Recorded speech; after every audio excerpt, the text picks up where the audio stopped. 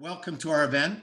We're here to discuss a new paper that several of us helped to write together. A few of the authors and participants are here today to speak. We call it an action plan on strengthening sanctions against the Russian Federation. Let me just say a few words of introduction about it and then jump to our panelists. First, we are an independent international working group. We have Europeans, including Ukrainians and Russians, as well as other Europeans on our group. We have many Americans. We have consulted with the Ukrainian government, the American government, and other governments. But I want to stress that our paper and our product is an independent paper started by the belief that the West and other countries were doing a great job in terms of sanctions on Russia, which we think is a necessary component for helping to end this horrible, horrific, terrible invasion that Putin launched against Ukraine on February 24th. It's not the only mechanism, of course, that matters, and we talk about that in our preamble, but we celebrate what's been done, but we also think that there's more to be done. And that's why we got together to write this paper and in a comprehensive way talk about many more ideas of putting pressure on the Russian government to end this war in Ukraine. Let me also stress that this is not a consensus document. Not everybody agrees with everything in the document. I don't even agree with everything in the document. I want to say that as the coordinator. But the idea was we should try to push as far as we can to open the imaginations of government officials, some of whom say that there's no more to be done. We radically disagree with that proposition, and that's why we wrote this paper. Third, this is a kind of preambular paper that lays out lots of things, but in not much detail. And I just would ask people who are listening and tuning in today to stay tuned for future papers that will go into more detail of each part of the paper that we have are going to present today. And I think you've all seen it. You wouldn't be here if you didn't see the paper. Please download it. It's on our website at FSI. And we look forward to any comments or recommendations for other things that should be developed in the paper. So today, to get us started, one more logistical thing. We have invited members of the press, but we've also invited everybody. We believe in democracy. We believe in transparency. We want as many people as possible to discuss this paper. I've already had the chance to discuss it with the United States government, with the government of Ukraine, with Nancy Pelosi, the Speaker of the House of Representatives here in the United States. And many of our other colleagues have also begun those kinds of conversations with governments. But we also want to continue to have conversations with everybody about this. Today is a bit of a hybrid format in that when we finish with our presentations, we will look to your questions, and I already see they're coming in, and I'll try to triage them to get to as many as possible. We're going to, in the initial 10 or 15 minutes, privilege questions from the press. So if you're a member of the press and you want to jump the queue, please designate that you are when asking your question. And then once we've done a few of those questions, we will then open it up to anybody who wants to ask a question. And we will end promptly at 9 a.m. California time. So let's get started. We have a fantastic lineup of speakers, and they are just a sample of a fantastic, just world-class group of experts that we have on our team.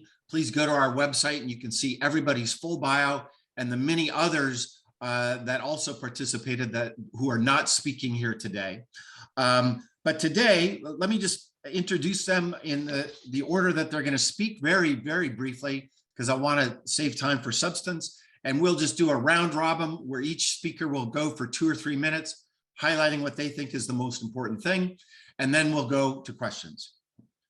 So we'll start first with Ambassador Daniel Freed. Dan's had every most important job in the government, as far as I'm concerned, including Ambassador to Poland, Assistant Secretary for European Affairs. But for our purposes, His last job was, Dan, they used to just call you Czar for Sanctions. I know you had a more formal title, State Department Sanctions Coordinator, but Dan will kick us off. Next, we'll go to Professor Sergei Guriev, who's a professor of economics at Sciences Po in Paris and the former chief economist of the European Bank for Reconstruction and Development. Third, we'll go to Edward Fishman, the former Russia and Europe lead for the U.S. Department of Sanctions, U.S. Department of State Office of Economic Sanctions Policy and Implementation, and a member of the Secretary of State's Policy Planning staff. Fourth will be Irina Mudra, who's the Chief Compliance Officer at the State Savings Bank of Ukraine. Fifth, if I'm not losing my count, will be Natalia Sharapova, who's the Vice President for Policy Research at the Kiev School of Economics. And we have several of her colleagues who have been involved in our deliberations here. Seventh will be Ben Schmidt, Project Development Scientist at Harvard University, and also a former State Department official. Eighth, I think I'm on now, is Anastasia Feduk, a professor of economics at UC Berkeley. And finally, Yuri Vitrenko, CEO at Naftogaz. So Dan, over to you. Thank you. Czar is not a title I want to be associated with at all. I withdraw that comment. Yes, thank you, Dan. I am tired of czars, especially their pretensions, toward Ukraine in particular. All right. Look, the paper was put together to help governments, including the US government, think through sanctions options. It was not supposed to be a consensus document. It was supposed to be a food for thought document. It covers a lot of ground. Not everybody agrees with every sanctions recommendation, but we all agree that there is considerable headroom in sanctions, and we support governments pushing the sanctions forward. I'm going to talk a little bit about the energy sanctions, and Eddie Fishman knows that I will talk more. A lot of thought went into that. And everybody agrees that the less money we put into Putin's war machine, the better. The faster Europe and everyone else, but the faster Europe can ramp down purchases of Russian oil and gas, the better. The paper calls for going to zero as soon as possible, but it also recognizes that there are important interim steps while you're on your way to zero. The reason I'm starting with energy is because the paper is a product of a lot of experts who know energy better than I do. And so, one, and two, because Europe is now thinking through some of the issues that we raise in the paper, not because we raise them, but because this is the way that Europeans and others serious about energy sanctions would think. This work is in an intensive phase, and I applaud it. What comes out may or may not resemble our energy proposals, but the structure of our thinking was clear. The United States, it's easy for the US not to buy Russian oil and gas. It's harder for Europe, but the US, and this is Eddie Fishman's idea, may have a role to play in encouraging and pushing other countries outside of Europe, India and China, and other potential purchasers of Russian oil and gas not to do so, or to do less, or to do so with certain restrictions. So without getting into detail, because time is limited, the point of the paper is not to be a detailed, precise roadmap for every individual sanctions. It is supposed to inform and inspire governments. And like Mike, I've been talking to the US government about it. They appreciated the paper, including sanctions people, because they understand the spirit in which it is recommended. Now, I could go on, but it's a long list of people. I will stop and say simply this. Sanctions and weapons to Ukraine are needed now. The Biden administration has been moving forward and is now, I think, where it needs to be in the provision of weapons, and the Europeans, many European countries as well. The Europeans are thinking clearly and wrestling through the difficult issues on energy sanctions. I wish them well, and we should support them. Thanks, Mike, for convening this. I will shut up, and I look forward to questions and answers. Thanks, Dan. Over to you, Sergey. Thank you very much, Mike. It's a great honor to speak here in this panel, especially after Dan. And indeed, I do encourage everybody to read this paper, because this paper has a comprehensive list of ideas that need to be implemented. So to update you on our thinking, so let's think about two events which happened over the last 2 days. Yesterday, Secretary General of the United Nations went to Kiev, and Kiev was attacked. So Secretary General could see that Mr. Putin's words about willingness to achieve peace are not really credible.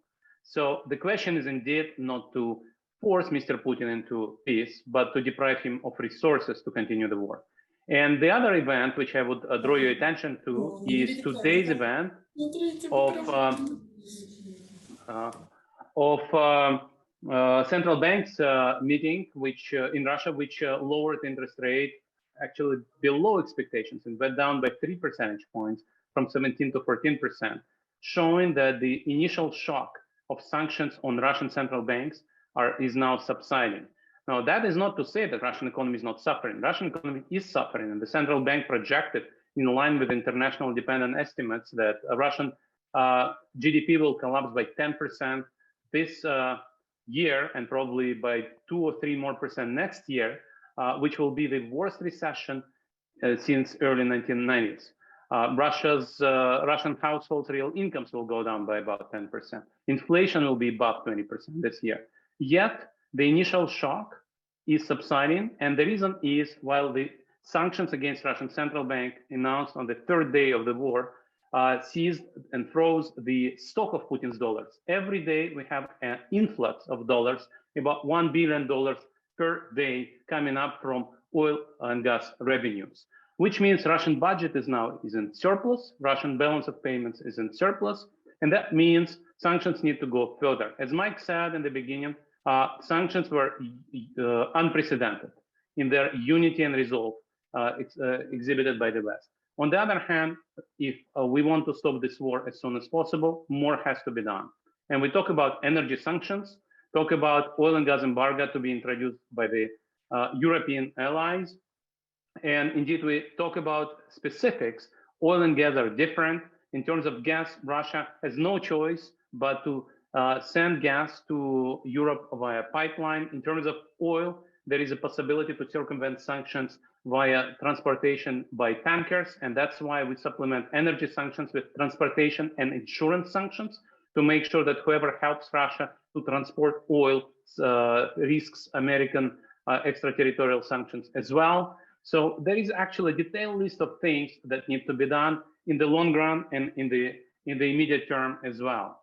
And one of the things we do, since we talk about economic and energy sanctions, we separate oil and gas, and we say that in the immediate term, even if Europe is afraid of introducing full gas embargo, it can introduce a tax on Russian gas exports, and therefore deprive Russia of financial resources, which today coming into Russia and are spent every day on paying soldiers, officers to continue this war.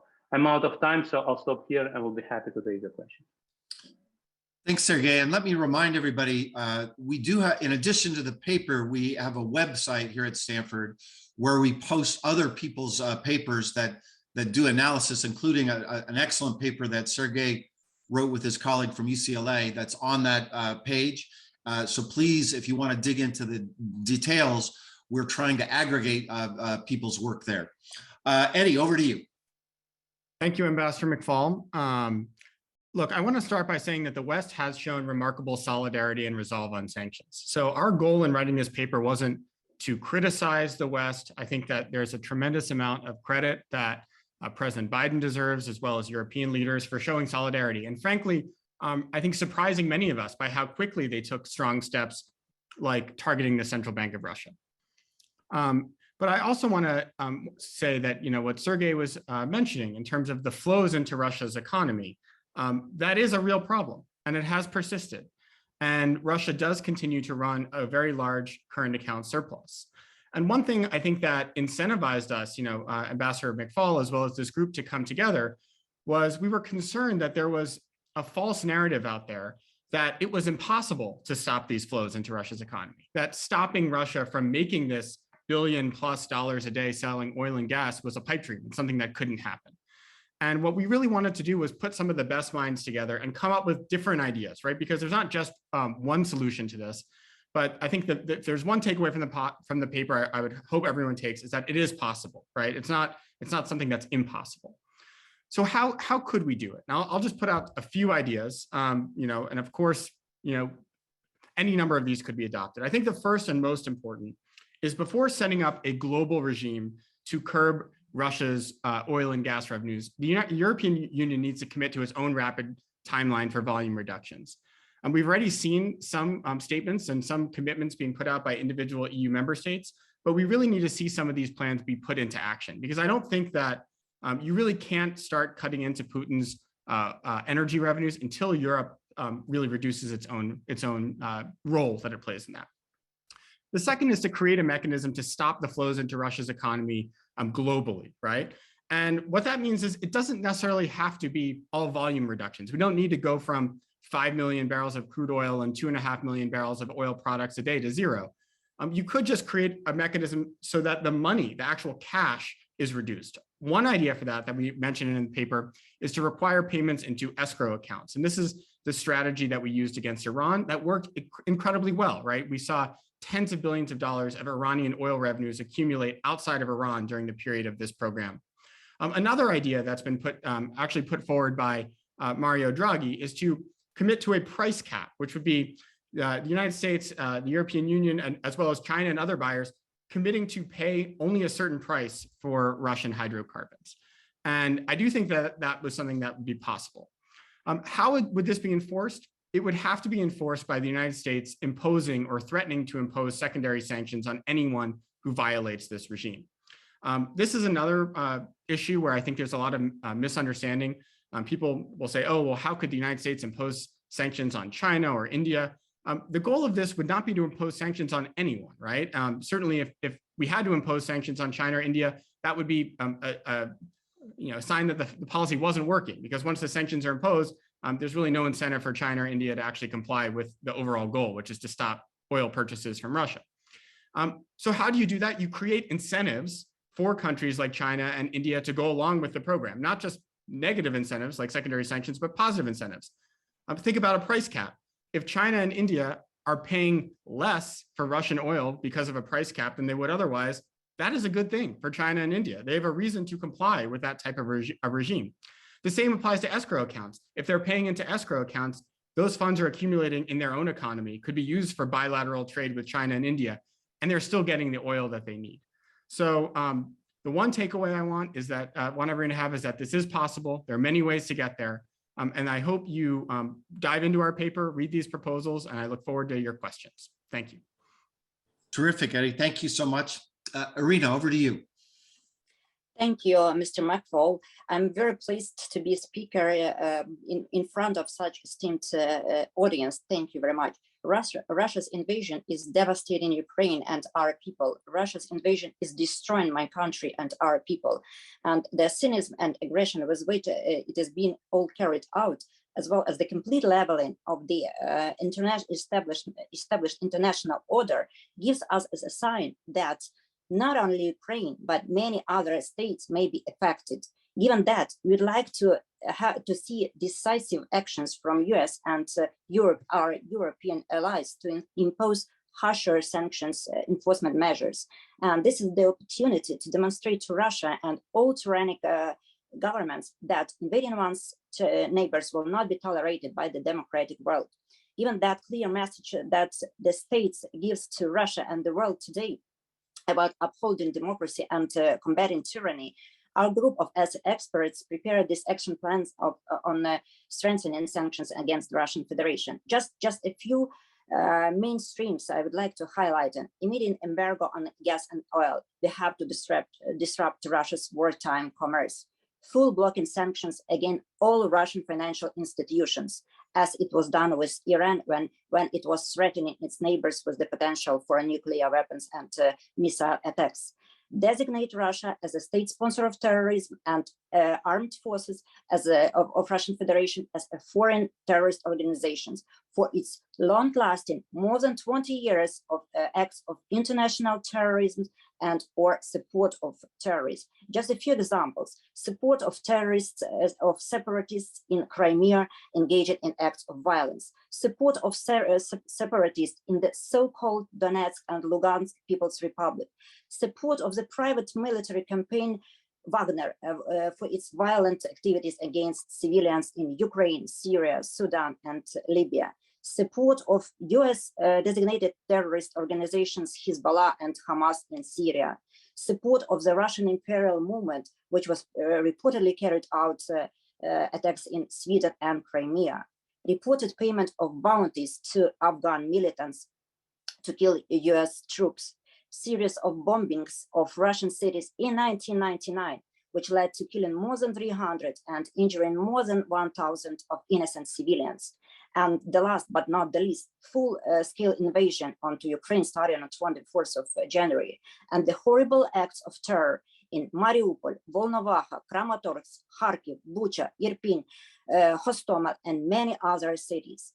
Placing Russia on FATF's blacklist will run a chain check, and all the banks and financial institutions all over the world, regardless of what their governments think of Russia, will block operations, transactions with Russian Federation and Russian companies. Strict compliance and IML procedures will be automatically imposed. And secondary sanctions with respect to the sales, support, and transfer of certain materials to or from Russia, despite that they are called secondary, they are as forceful and in terms of consequences for Russia as the primary ones. And to summarize, sanctions definitely a badly needed weapon to stop Putin's war machine, but they are also the important source of compensation of all those devastating damages Ukraine is suffering. From the assets frozen and blocked as a result of the sanctions, we will be able to compensate for the enormous losses incurred by Ukraine and its people. Those who were left homeless, buried their relatives, became victims of brutal violence. Putin, his proxies, oligarchs, businesses, everyone who sponsored this war must pay in full for these damages, reconstruction, economical revival, and for all the pain the Ukrainians suffer. Thank you. Thank you, Irina. And as a footnote to what you said, when I discussed this paper with Speaker Pelosi and a dozen other members of Congress, the focus on state sponsor of terrorism was the piece that they really focused on. I don't know how that works in terms of legal terms. I mean, we'll get that in terms of questions and answers. But she pointed out that if Cuba is on the list, for non-Americans that don't know, the list today consists of North Korea, Iran, Syria, and Cuba. I think Cuba was added right before the Trump administration left office.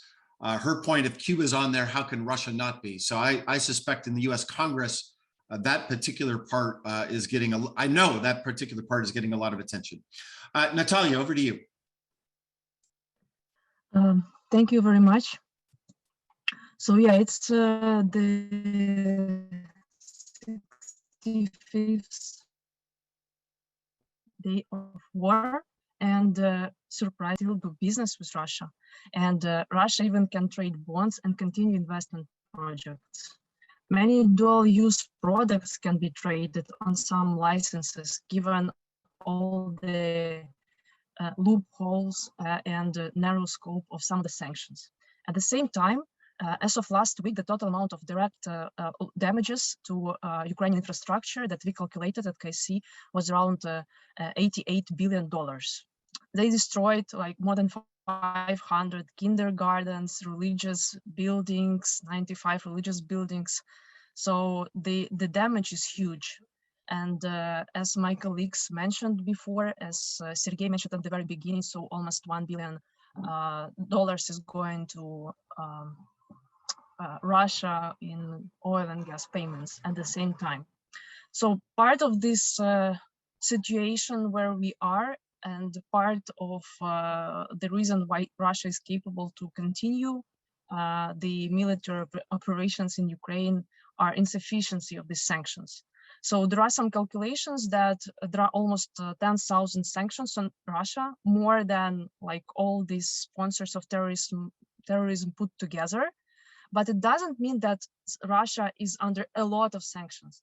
It means only that these sanctions are really small. So there are a lot of small sanctions. Somehow the world is imposing sanctions drop by drop, by tiny steps. And this is very unfortunate. So my colleagues focused extensively on different financial instruments that could reduce financial flows to Russia. So I would like to highlight how important it is to block also physical flows of goods. Because when we block like only financial transactions or like with SWIFT only messaging, it means that trade itself, exchange of goods, is still allowed, which is a really bad thing. So Russia would spend a little bit more time to make this payment or carry it in the bags with cash, but it still will be done. So it's very important to impose, like from my perspective, and as Michael said, that there are differences in opinions, but I think it should be physical embargo on oil and very clear sunset dates on gas. And right now, I think it's even more critical because Russia started blackmailing Europe with gas, like it was with Poland and Bulgaria. And it means, I think, that the Europe should be ready that contracts will not be prolonged or might not be prolonged. So it's really high time before summer, before active seasons for purchases of gas to be prepared. Secondly, it's important to complement the previous with full blocking of shipping, all kinds of transport. So there are many sanctions like this at the moment, but again, the scope is so narrow that the effect is, again, very moderate. And another thing is full embargo on all other trade categories and more strict export controls. Because again, many high technology products and products related to oil and technologies that are used for military purposes, there are still licenses that are active and ways how Russia can get access to them. So yeah, in Ukraine, we see no other choice than to win Russia. And it's very important that we all discuss how to make it happen and how really destroy capacity of Russia to conduct the war on our territory. Thank you. Over. Thank you, Natalia. We have 3 more speakers, and I want to remind our audience, please submit your questions in the Q&A, and I'll try to get through as many of those as I can once we finish. But Ben, over to you. Thanks, Ambassador McFaul, and thanks everyone for being here today. There's been a lot of talk on this call already on oil and gas. Obviously, our main driving objective is getting to zero on all Russian hydrocarbons, because we can't be any more, in particular Europe, dependent on authoritarian hydrocarbon resources, period. We've seen this with cutoffs of Poland and Bulgaria just 48 hours ago, which underscores the extent to which the Russian Federation has weaponized energy over the years, and in particular during this conflict. So what I'll add here is that we need to keep focusing on infrastructure as well as the resource, using a technology calibrated approach, something that we did during the Nord Stream 2 sanctions approach that was able to basically have this sub-threshold and look at sectors that aren't necessarily the companies themselves in the Russian Federation, the state-owned enterprises that ultimately need to be sanctioned, but as an interim step to make sure that, for example, Sovcomflot, Gazpromflot, and Rosneftflot are sanctioned. That P&I clubs, that insurance providers and certification providers of maritime shipping vessels have sanctions risk and sanctions associated with them, so that the Russians don't have the physical capability of exporting their resource to global markets. At the same time, there needs to be a focus on, we've heard about sunset dates, an absolute date set to end Nord Stream 1, to end Yamal Europe, and to end Turk Stream Line 2, to make sure that Russia can't weaponize energy in that way again. And at the same time, a policy approach that allows you to look at infrastructure that already exists inside of Western Europe that creates a strategic vulnerability. And what I mean by that is that a lot of gas storage facilities, a lot of refineries, and other critical energy facilities in Europe currently are partially or wholly owned by Russian state-owned enterprises, in particular Gazprom and Rosneft. This needs to end because the heating season may be over right now, and there's time for the next 6 months or so for Europe to get ready for the next winter. But if those storage facilities are still owned by Russian enterprises, it's going to be a repeat of last year in terms of the gas crisis, but only worse. So that has to be done. There has to be a science and technology calibrated approach on dual use technologies as well, to make sure that any existing science collaborations, basic science or basic technology collaborations, research-wise, that still exist between the West and the Russian Federation are not, able to be used to support Russian military operations anyway as a dual use or a cutout. And finally, I'll just say, because we still see former German Chancellor Gerhard Schroeder, and to the best of my knowledge, former Austrian Foreign Minister Karen Kneissl on the board of Russian state-owned enterprises, we need to move forward with legal measures to make sure that former senior officials from the West and from global democracies can no longer cash in and go work for Russian state-owned enterprises or their subsidiaries after office. I had written an article separate from this calling for a Stop Helping America's Malign Enemies Act, or the SHAME Act, and that is something that we need to move forward as well to make sure that this strategic corruption can no longer continue, because it undermines our ability to support Ukraine. Thank you. Thanks a lot, Ben. Lots of great questions coming in. One thing I would note in the paper that if you haven't read closely is somewhat of a more innovative idea about individual sanctions. Our paper lists a lot of positions in various entities, governments, state-owned enterprises, political parties. And that was done very deliberately to give people a choice, right? It's hard, once you're on the sanctions list, it's hard to get off. But one way you can get off, if Western governments or any governments adopted our approach, is you can resign from those posts. So it's not to say that individuals shouldn't be sanctioned as individuals. We also call for that, but that's an innovation of our paper that I'd like to point out. Anastasia, over to you. Thank you so much, Michael. So everybody has given a very comprehensive overview of where we need to be going with these strengthened sanctions. So one thing that I will focus on is arguably the most frequent argument that we hear against strengthening some of the most important sanctions, namely the energy sanctions, which is that the harm to the imposer will also be great, and people are just not willing to sacrifice that economic well-being. We believe that's very short-sighted reasoning. And let's just take a look at some of the statistics that people in the group have already floated around in today's conversation. The European Union has sent over $40 billion in cash payments to Russia for energy exports.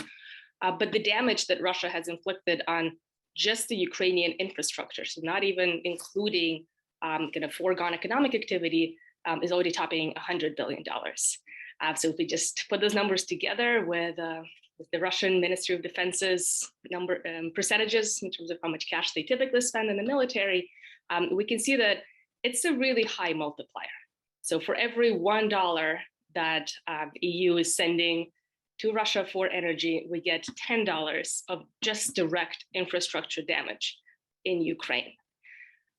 What does that mean? That means ultimately there will be more to reconstruct and more to make up than what our European allies may be saving now. I am coordinating a group of economists led by Ukrainian economists, but we also have over 200 economists worldwide called Economists for Ukraine. And some of the efforts that we've been involved with have been sanctions against Russia and starting to proactively think about reconstruction of Ukraine that will come afterwards. And it's important to keep in mind that that the damage that is being inflicted on Ukraine is also something that we're all going to be seriously talking about and facing those costs further down the line. So we need to start thinking now about kind of the longer term, about making some of these short-term sacrifices, which again, the estimates on kind of the potential GDP drops in Europe from doing embargoes are also not that large, on the order of about 3%, versus the multiplier that we get of 10 times more damage in Ukraine for every dollar sent to Russia's military. I also do want to touch a little bit on what we included in the document about secondary sanctions.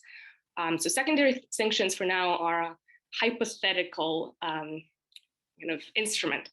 And what we think is important is just to be very explicit and upfront about what those would be as a deterrent. So secondary sanctions are not as eagerly trying to cut ties with more countries that are sitting on the sidelines. That's sort of not the point, but we want to be very explicit, very clear about what would happen should any other actor join in Russia's aggression or support it in more meaningful ways. And I think it's important to have that ex ante rather than being more vague about it, as arguably Putin did not expect the kind of sanctions that we've been imposing already and that we're trying to impose in addition.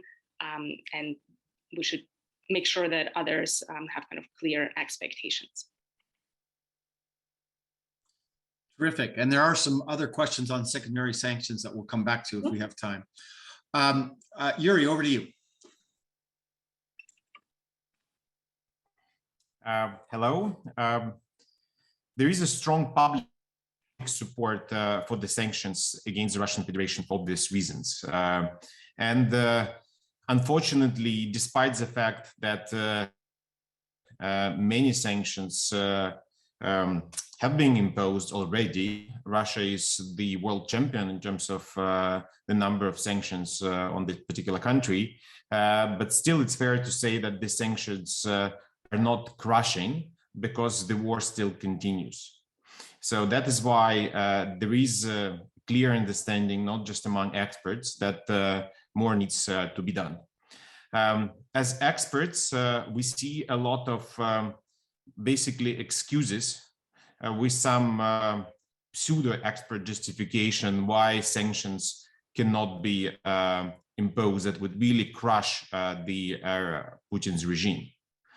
And that is why in this paper, experts from different parts of the world with some real expertise in different areas, including the energy sector, like, for example, myself, we not just provided a list of potential sanctions, but we also made sure that some of the most popular excuses are addressed to an extent that it's clear that crushing sanctions are not just desired, but also feasible. And what it takes, it just, people would say political will. At the same time, we understand that the reason why real crushing sanctions have been imposed in many countries, it's because of some political leaders of these countries thinking that it was too risky for themselves. So we believe that it's to some extent a duty of experts to make sure that the public understands that more can be done, so that they again have at least an alternative views when they hear about these excuses. In particular, again, as an energy person, I would focus really briefly on oil and gas sanctions. For example, the full embargo on Russian oil, gas, and oil products, again, is possible. Yes, we understand some constraints. One should understand, and we highlighted in our paper, that these constraints, they just mean that, yes, it would be painful for the West as well to impose the sanctions, but then there is a choice, sometimes even a moral choice, but sometimes even a pragmatic choice if you want to suffer for a short period of time, but really to crush Putin regime, or you want to keep it for a longer period of time, just to suffocate the Putin regime, but not to crush it. But then, for example, we say that even if some countries are not ready to impose the full embargo right now, then there are steps, at least to make sure that they are honest in terms of the constraints they're mentioning. Like, for example, a special duty that would show that, again, at least there is an economic motivation not to buy Russian gas. These countries are not profiting from, for example, actions of the US government, and when the US government imposes an embargo. And if there's a real logistical bottleneck, they will show that, look, we're paying more. Again, we are paying the special duty, but we still need to import, for example, Russian pipeline gas. But at least, again, it will show that they're putting their money where their mouth is. There are other specific suggestions on sanctions and actions, because sometimes it's a broader agenda that we're talking about. The West should not just, for example, limit the ability of Putin's regime to, for example, physically deliver gas in Europe to the European market, or even, for example, to get money out of it, but also, again, the West should focus on producing more alternative energy, be it oil and gas from other sources or renewable energy sources. Also, how to address some regulatory deficiencies that lead to a situation when Putin's violent regime can get a lot of money, billions of dollars, again, billion a day for the exports of oil and gas. So that's why I would really encourage all the, again, experts and the audience to, first of all, to understand the reasoning behind this particular list, but also to continue working on expanding of this list, and again, discussing what can and should be done. Thank you, Yuri. And to remind everybody, we have just 14 minutes left. So I'm going to try to triage the questions that are coming at me in 3 different ways, as best I can, and to group them together. But please continue to ask your questions in the Q&A. One theme that I see that links together a lot of different threads is the following. And for our panelists, let's do this. If you want to answer the question, why don't you just use the raise hand function, and then I'll just go through, and rather than me trying to guess who should answer the question, okay?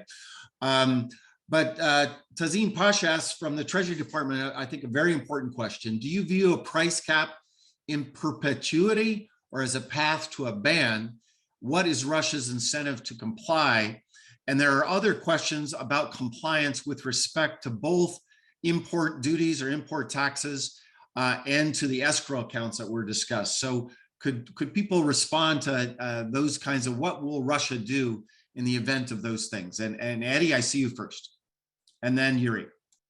Yeah, sure. Great question. In terms of Russian compliance, look, this is always, there's always some guesswork that goes into this. But if you think about what is the alternative for Russia, if you bring up the price cap, if the United States and Europe came out and said, look, we're only willing to pay $60 a barrel for Russian oil, right? Russia could say, okay, we're not sending you the oil, but what is the alternative then?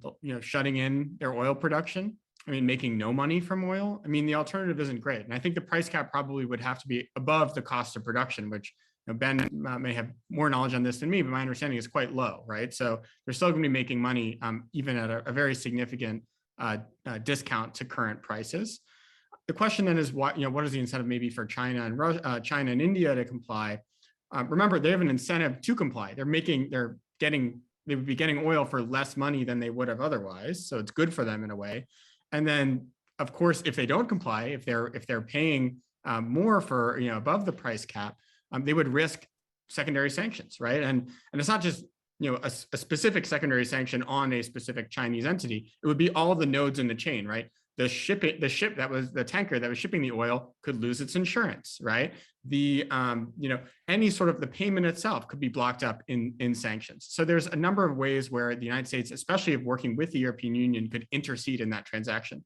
Final point, is this meant to take place in perpetuity? I think the obvious answer is no, right? I mean, I don't think that you could have a regime where you're just constantly buying, $30 a barrel oil from Russia forever, right? I think this would be an interim step to a full off-ramp from Russian oil purchases, right? Purchases of Russian oil, and it will give the market, other producers, time to sort of ramp up their production and meet global demand. Go ahead, Yuri. I would focus on important differences between these ideas of a price cap, escrow accounts, and a special duty. The price cap idea is basically, it has some risk when Russia will sell. And again, we should also be mindful of the consequences for existing contracts. So if you have a long-term contract with a particular pricing formula, you cannot just say that, okay, I will pay less because it will be a violation of a contract. You can do that, but still, again, especially if there are some sanctions, you have a justification why you're doing this, but Russia can see it, or for example, Gazprom or Rosneft is a violation of the contract. The escrow account idea addresses this particular concern. So basically, an off-taker of Russian oil and gas will fulfill the contract. They will pay exactly to the account specified in the contract. But at the same time, because of some sanctions, Gazprom or Rosneft would not be able to get money from this account. By the way, technically, the idea of the price cap and the escrow account can be combined, because basically these sanctions can say that out of, for example, $100 per barrel, only $30 per barrel can go, for example, to Russia, and the remaining 70 should stay in the escrow account. So effectively, it's a price cap, or it's a cap of money on money they can get from exports. The special duty idea has no risk of Russia not sending gas and oil to Europe, because this tax is not in Russia. So this tax is on off-takers of Russian oil and gas. But just because it's a competitive market, it basically means that off-takers of Russian gas and oil will be demotivated to buy Russian gas and oil. There will be, because from other sources, you don't need to pay the special duty. When you buy from Russia, you have to pay the special duty. It means that they will either buy less of Russian gas and oil, or Russia will have to offer some discounts to make it even, basically, with energy from alternative sources without such special duty. So basically what it means that these options have different risks embedded. And probably if we are really thinking about a sophisticated approach to sanctions, we can even combine all three approaches. So for example, for countries and for some critical export, like for example, pipeline export of gas, for example, into a country with some logistical bottlenecks to bring LNG, one can say that, look, let's apply the special duty regime because there is no risk that Russia will interrupt supplies. But for example, in countries with alternatives, let's use, for example, a more risky idea of, for example, price cap. Maybe somewhere in the middle, an escrow account is kind of the best of both worlds. Excellent. Ben, you want to jump in on this too? Go ahead. Yeah, just very quickly, just to Eddie's point. Two really quick points. Number one, we have to continue to remember in the public, there's a complete difference in terms of the markets between oil and gas. Oil is very fungible, gas is not very fungible. So it's going to be very difficult on the gas side, for example, where Russia relies on its pipeline infrastructure that is mostly, aside from the Power of Siberia pipeline, which is, you know, one trunk line to one main set of trunk lines to to East Asia. Everything else is going to Europe. So the quicker that Europe gets off of Russian gas means it's not going to be easy for Russia to export this via LNG or other means. Two, on the oil side, since the start of the war, self-selection and sanctions risk and reputational damage concerns have seen global oil traders avoid Russian Urals grade crude. And as a result of that, it's been already trading at negative, over $30 below the global Brent price. And so the longer that this goes on and the lower that this goes, there is a technical limit at which that price will exceed the minimum price that Russia can effectively produce. But Eddie's right. There is a point at which the Russians also have to decide, well, we sell it for a steep discount, maybe even lose some, or we have to actually start shutting down the physical assets upstream, which are, irreconcilable in the long term. So. Great. I think we may have time for two more questions, given that we have a big panel. And so one is about confiscation and one is about Belarus. And if we get time for a third, I'm putting together Lots of questions I see both in the chat and Q&A. But Ivana, I think, summarizes this question that many have asked nicely. So let me just read it. What are your views on the prospects for Congress to pass legislation allowing for the confiscation of frozen assets that belong to oligarchs, as well as those from the central bank? Dan, yeah, over to you first. There's a technical, legal, and there's a kind of political policy answer to this question. Legally, it's complicated. The foreign exchange assets, the best single sanction of this whole process, have been locked down. They have confiscating them as opposed to freezing them is a lot more complicated. There are all kinds of legal and procedural difficulties, and it's not just a US issue because most of that money is in non-US banks, other G7 banks. So short answer, it's tricky. But as a political matter, I do not see any circumstances under which these frozen assets could be returned to Russia short of a peace deal which includes Russia agreeing voluntarily, so-called, or otherwise, to provide for Ukraine's reconstruction. Just, the Congress is not, US Congress would not allow it. I doubt the US administration would go for it unless Ukraine said, yes, it's okay. And I can't see Ukraine saying it's okay without some sort of arrangement to repay. So this is a one-time only deal, right? Russia's not going to be putting its foreign exchange reserves in the future into G7 banks. So, but we've got the money now, $300+ billion. So this is a critical issue. I know that the Biden administration is thinking about it. Of course, the proposal, yesterday's proposal rolled out, had to do with taking oligarch assets. That's very different legally. There are procedural issues involved as well, but it's a good precedent. Okay, sorry to go all wonk on you, but this is a serious question. And the purpose of this exercise, if I may be so bold, is to go beyond the headlines and the op-eds and the kind of statements of principle and get into the nitty-gritty, which is exactly what we've done with respect to energy, which is the right discussion to have. And I just love this discussion because it's talking about the real world options in the near term, among Ukrainians, pro-democracy Russians, and Americans, other Europeans. Thanks, Mike. Well, you can always go wonky with me, Dan. Here at Stanford, we call ourselves Nerd Nation. So, and I say that because that is precisely what we're trying to do with this project, with this paper, to go beyond headlines and get into the details. And you're hearing it right now with some real deep expertise about how you actually do these things. Eddie, over to you, and then we'll get to the question about Belarus. Yeah, one final point on this, because I think it's you need to think about all of these tools together, right, as part of a comprehensive strategy. I think one of the virtues of the escrow account idea is it would provide the West with another pool of Russian assets that could be used as trade space in some sort of future deal, right?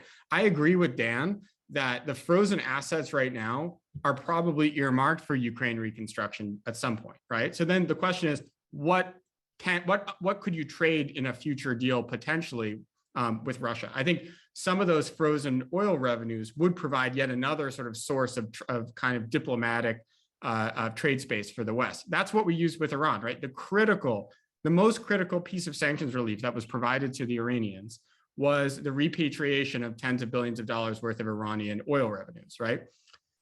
The sooner that the West starts doing this to Russia, the more leverage they will have in these diplomatic negotiations down the road. Terrific. So there's so many questions here. I apologize. We only have 2 minutes left. So I'm going to ask two last questions, and then anybody who wants to answer them, please. So there's several here about what about Belarus? And we most certainly discussed Belarus in our working group, if anybody wants to answer that. And then another question that I think would be a good one to end on, of all the sanctions in the paper, what is the most urgent thing that needs to happen most immediately? And I'll look for hands on that. And I see Dan first.